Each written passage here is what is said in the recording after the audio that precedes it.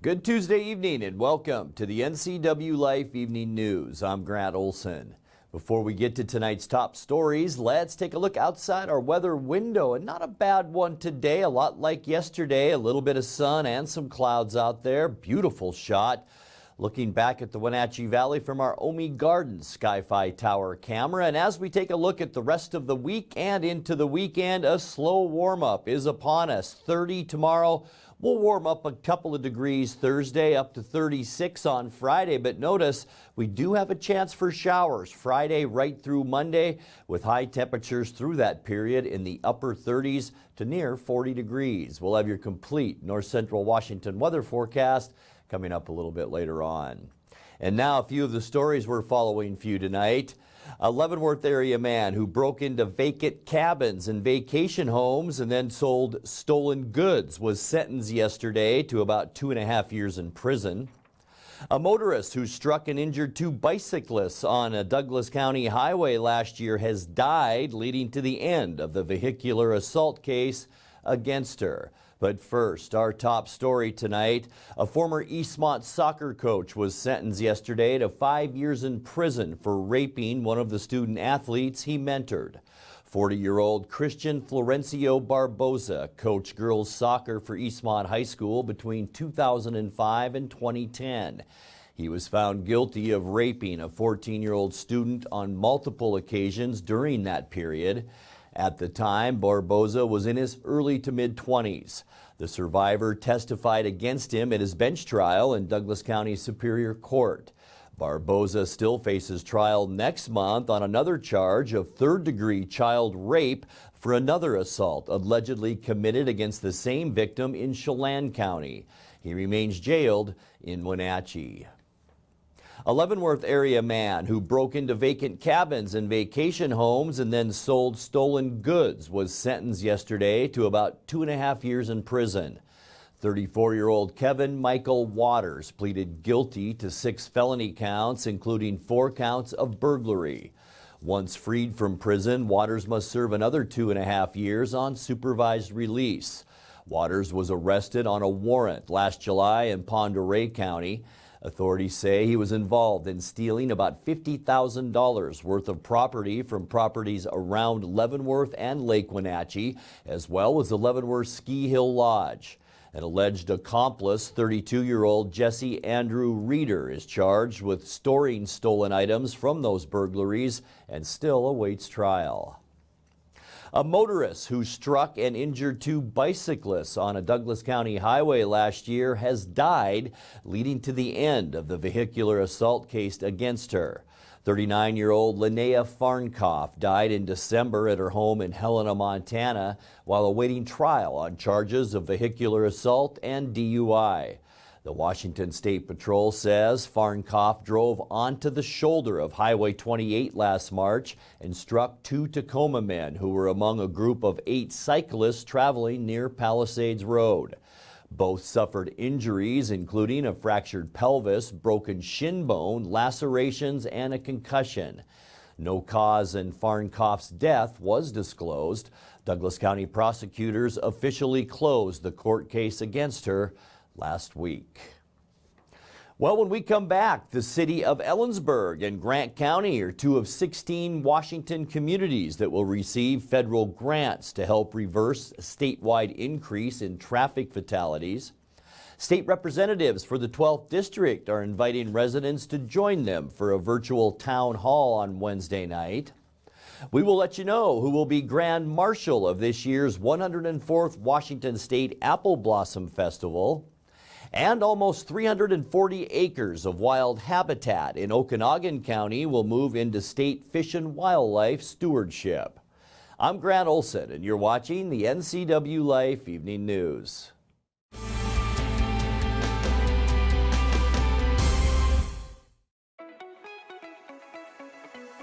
Blue Lagoon Pool and Spa end of the year blowout sale is going on now. Spas are scientifically proven to improve sleep and ease arthritis pain. Let us help you find the perfect spa today. Blue Lagoon Pool and Spa is helping families reconnect, one hot tub at a time. Working with August Edge Real Estate, both sellers and buyers feel confident knowing they are in the hands of award-winning professionals. August Edge offers a 2% listing commission, which includes above-standard service and technology. We offer high-tech 3D imagery, drone photos, local North Central Washington TV ads, and impressive smart flyer installed at your listing. The August Edge website also hosts your home with an interactive featured listing page. August Edge is professional, personable, and preferable.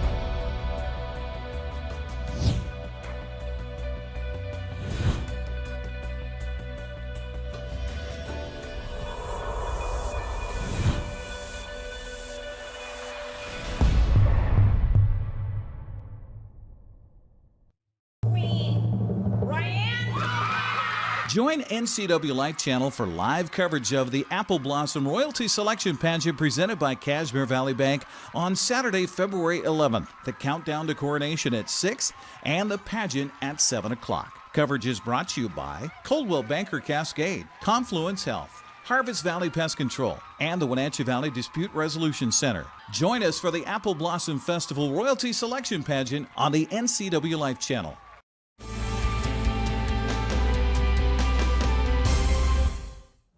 Welcome back. In another news, the city of Ellensburg and Grant County are two of 16 Washington communities that will receive federal grants to help reverse a statewide increase in traffic fatalities. The Department of Transportation awarded over $9 million to Washington state communities through Senator Maria Cantwell's Safe Streets for All program. Cantwell, who was the chair of the Senate Committee on Commerce, Science, and Transportation, said the program will provide the funding needed to improve transportation safety, planning, and build infrastructure that will save lives.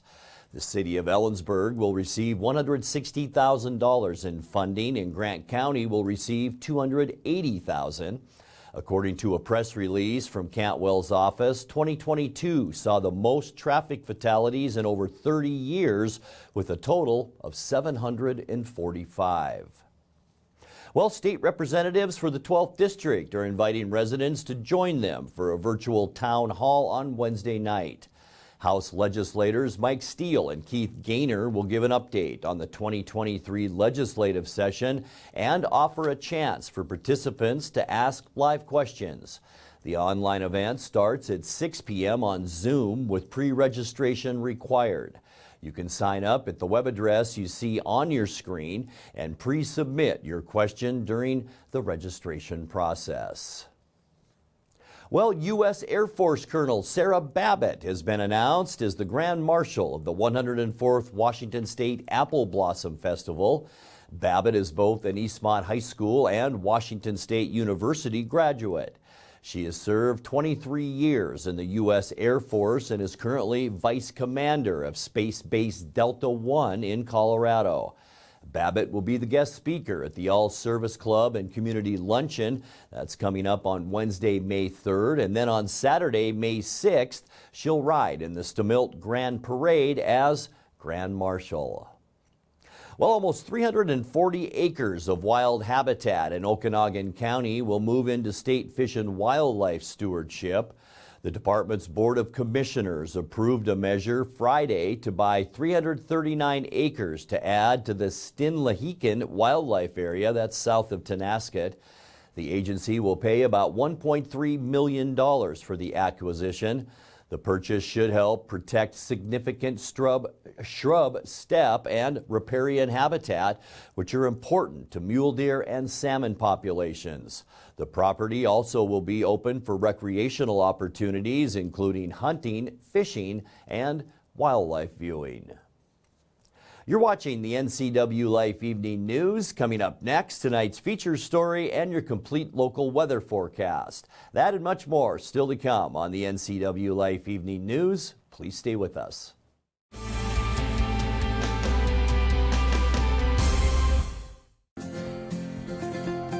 At Local Myth Pizza, we believe in real food, freshly prepared with only premium ingredients. Our cheeses are imported from Italy. Our sauces, dressings, and even our sausages are made in-house fresh daily.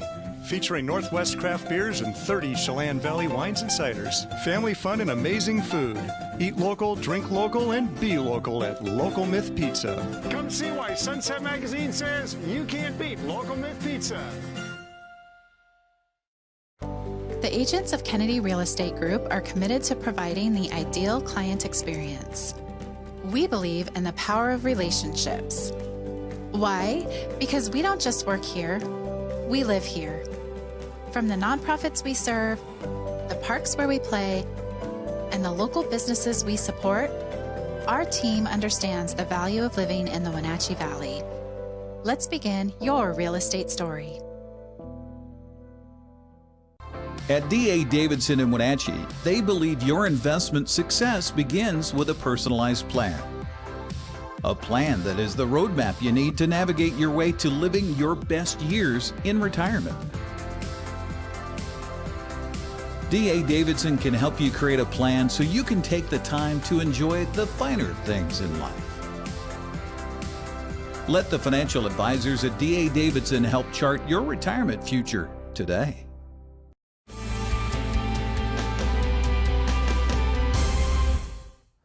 Welcome back to the NCWLIFE Evening News. Washington Attorney General Bob Ferguson was in our studios last week for an extended conversation about issues facing the state as well as upcoming bills making their way through the legislature. In tonight's feature story, Ferguson's office is in favor of a set of firearms limitations that includes House Bill 1240, which would prohibit sale, manufacture, and import of assault weapons in Washington. NCWLIFE's Jefferson Robbins questioned Ferguson about that proposed ban. The legislation itself lists 62 different kinds of and brands of firearms whose sale would be outlawed, including all forms of AK-47 as we know them. Some county sheriffs have signed on to a widely circulating letter voicing their opposition to this, and those are the folks, or some of the folks, who I assume would have to enforce this law if it comes into play. What's your response to the argument that we are sheriffs, we enforce the laws, but this law is a step too far? Well, I respect their opinion. When it comes to issues related to the Second Amendment, I support the Second Amendment, but understand that there are strong views on the Second Amendment, not just across our state, but across the country as well. I'm from a family of 7. I can assure you there are different views on the Second Amendment and many other issues within my own family. So I think the key is to respect the differences. That's why we have a legislative process, right? We take our proposal, they're in opposition to it, we present our testimony, and the legislature will ultimately decide.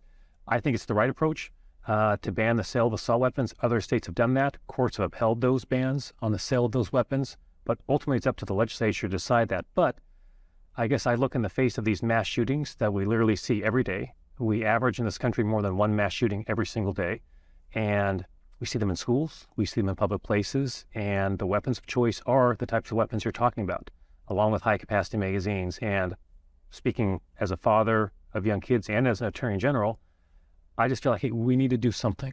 And while I respect the Second Amendment, all of our constitutional rights have some limits. And that's not just me talking, that's Justice Kavanaugh, Justice Alito, the most conservative justice on the Supreme Court, say that the Second Amendment is not unlimited. It doesn't entitle you to any weapon at all. And so where you find that line, hey, maybe some of the county sheriffs and I disagree on where that line is, but that's what the legislature's for, and they've got to make a decision. I'm not interested in a law that tells people they've got to turn their weapons in. That doesn't interest me. What I'm focused on is stopping the sale of those weapons moving forward. To me, that seems like we talked earlier, what's the right line? What's the right balance on really touchy and tricky, challenging issues? And to me, that's where I draw the line. If someone bought a gun or a weapon legally at some point in the past, I'm not asking them to turn that back in, okay? I don't think the law should require them to do that. But I think it is appropriate to have a public conversation that's transparent about, do we want moving forward for those weapons to be available? And I think the legislature should draw the line moving forward on banning the sale of those assault weapons, and we'll see what they do.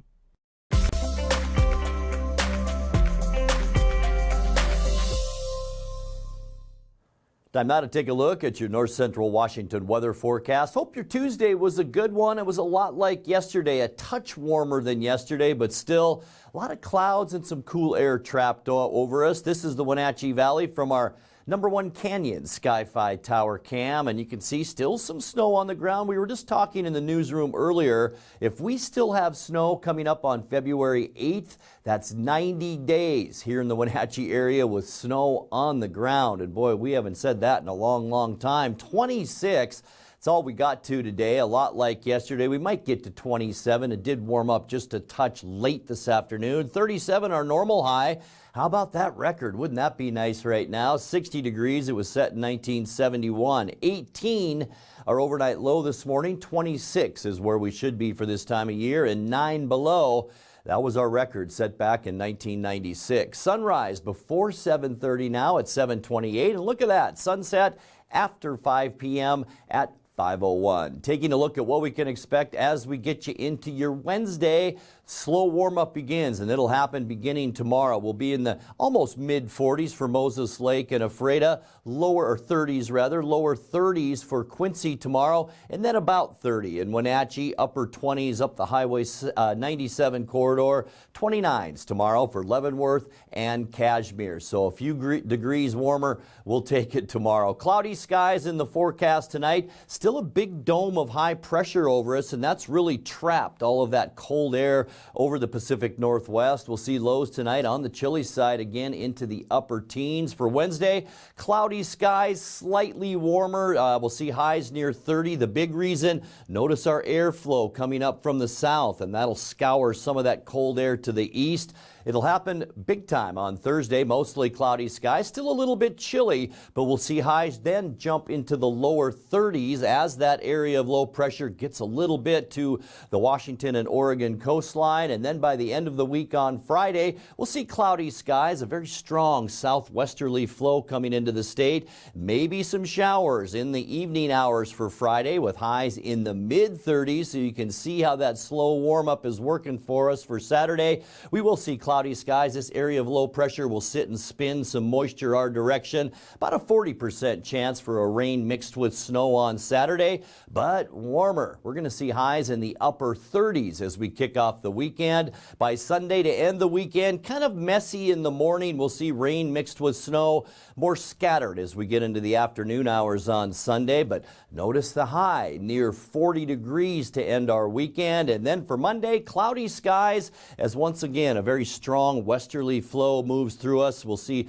mainly rain showers afternoon and evening hours with high temperatures on Monday. Once again, not too bad, near 40 degrees. Let's take a look now at that 7-day forecast brought to you by Apple Valley Honda. And tonight, a little bit better, but we're still going to be in the teens, upper teens tonight at around 19 degrees. Slightly warmer both Wednesday and Thursday, 30 for Wednesday. We'll see 32 with mostly cloudy skies on Thursday, and then kind of a rainy period. Evening showers Friday and 36.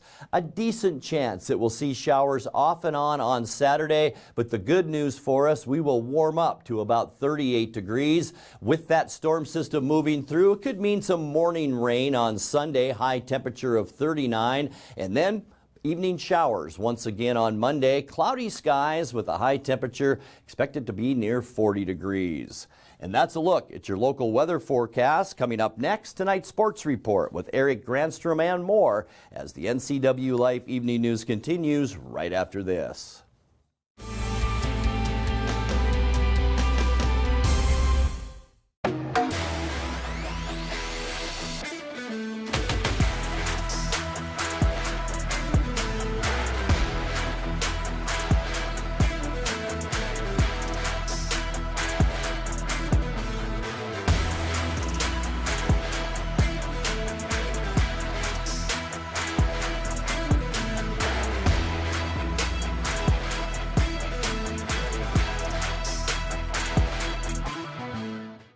Spring is more than just a time to clean. It's your time to renew, recharge, and spend time with the people you love. At Merry Maids, our cleaning services go beyond the basic services and provide you with a comprehensive clean that will re-energize your home and enhance your life. From everyday routine cleaning or deep cleanings, Merry Maids professional team members can provide you with an unrivaled experience.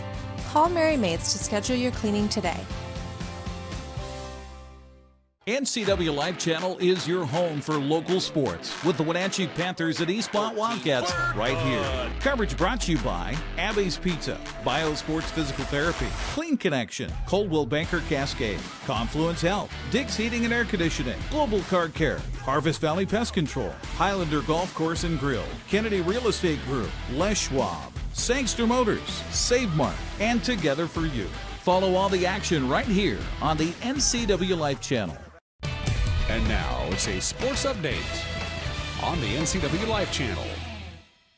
And a happy Tuesday to you on the Les Schwab Prep Basketball scoreboard from last night. Yes, we did have basketball on a Monday. Waterville-Mansfield topped Cascade Christian in girls play 49-7 the final. Bridgeport beat Oroville 57-45. The lone boys score from Monday had Waterville-Mansfield beat Cascade Christian 61-16. A busy schedule for today at girls. Chelan's hosting OMAC right now. The 6 o'clock games have Ephrata at Grandview, Bridgeport's visiting Manson, Brewster's hosting Okanagan, and Tonascott's at Lake Roosevelt. Liberty Bell host Oroville tonight at 6:30. Other girls play tonight at 6. Moses Lake Christian at Riverside Christian. Pateras hosts Cascade Christian. Antioch's at Soap Lake, and Waterville-Mansfield travels to Wilson Creek. Turning to the boys' schedule, going to look very similar.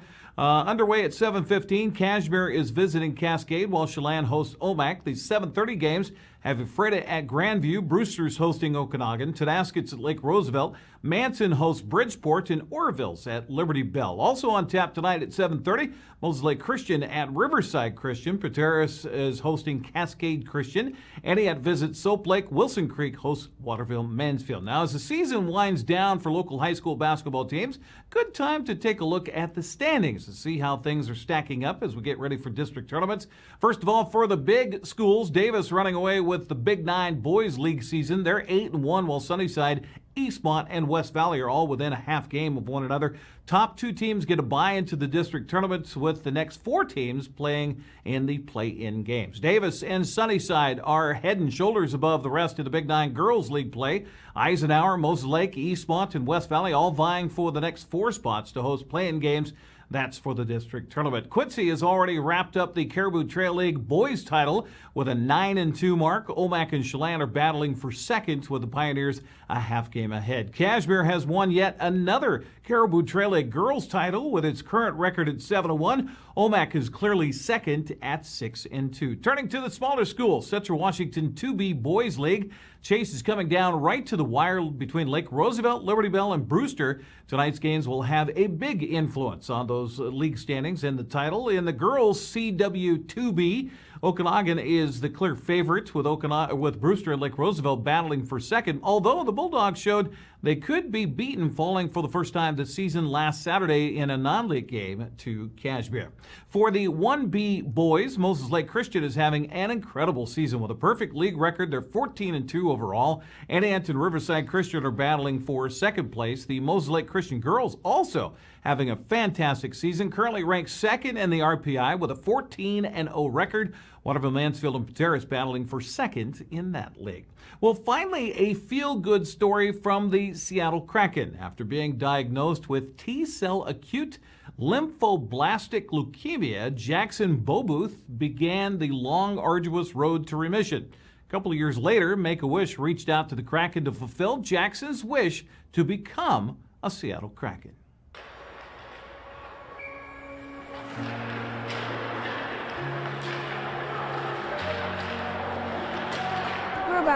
Right there. Look this way, Jackson. Was that so fun? We were taking pictures and he came over and like hit his stick on it. That's so cool, dude.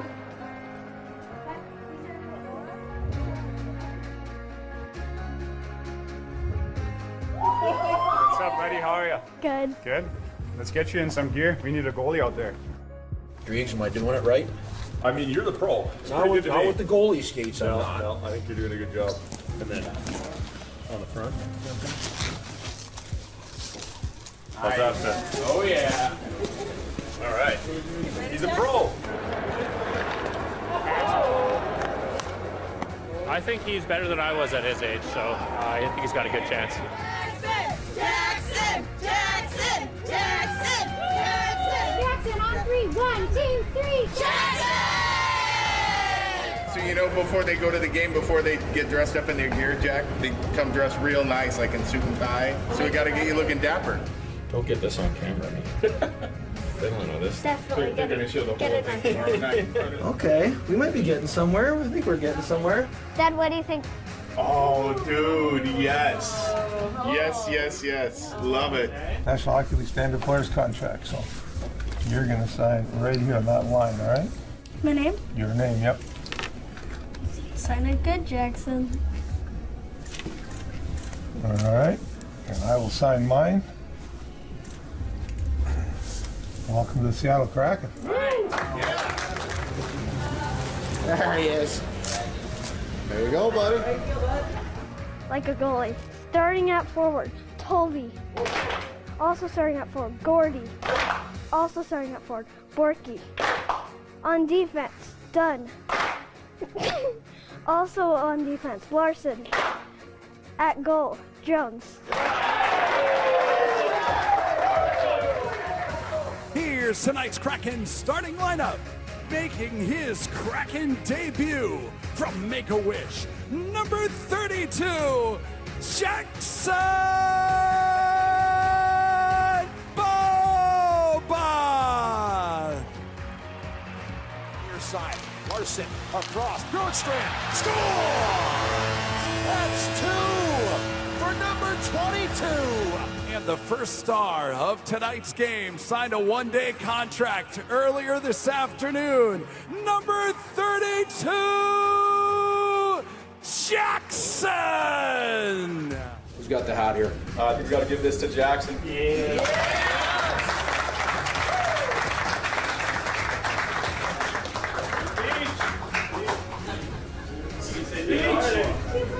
See you Friday!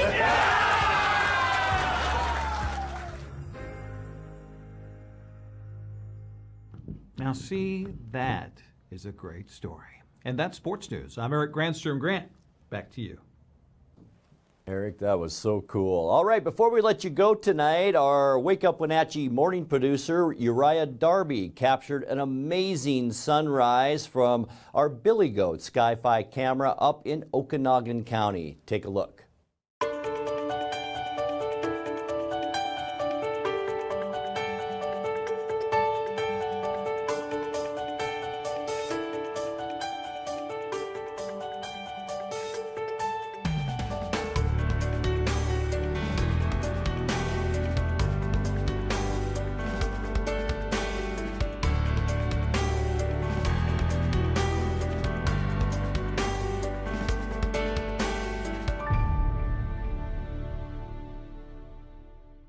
That's beautiful. And now let's check back in with Eric Grandstrom in for Dan Kuntz this week for a look at what's coming up tomorrow morning on Wake Up Wenatchee Valley. Eric?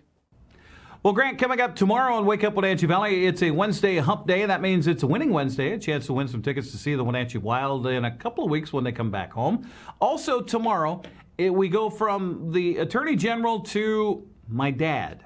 Dave Grandstrom will be our special guest coming up tomorrow morning on a Wednesday edition of Wake Up Wenatchee Valley. Find out where I get my strange sayings. That's coming up tomorrow on Wake Up Wenatchee Valley. Grant? What strange sayings, Eric? And that will do it for our newscast tonight. For more on these stories and other news from around North Central Washington, you can find us on Facebook or our website at ncwlife.com. And remember, if you see news happening, we'd like to hear from you. You can send us an email at news@ncwlife.com or give us a call at 888-6295. I'm Grant Olson. Thanks so much for being with us and have a great night.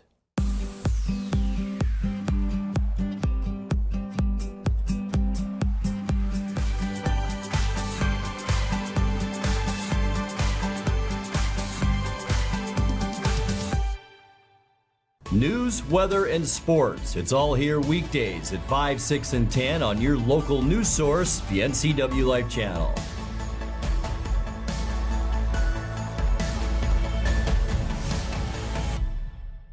Connect with us on Networked as we introduce you to the people and organizations who are leading innovation in the region. Get inspired, engaged, and networked right here on the NCW Life channel.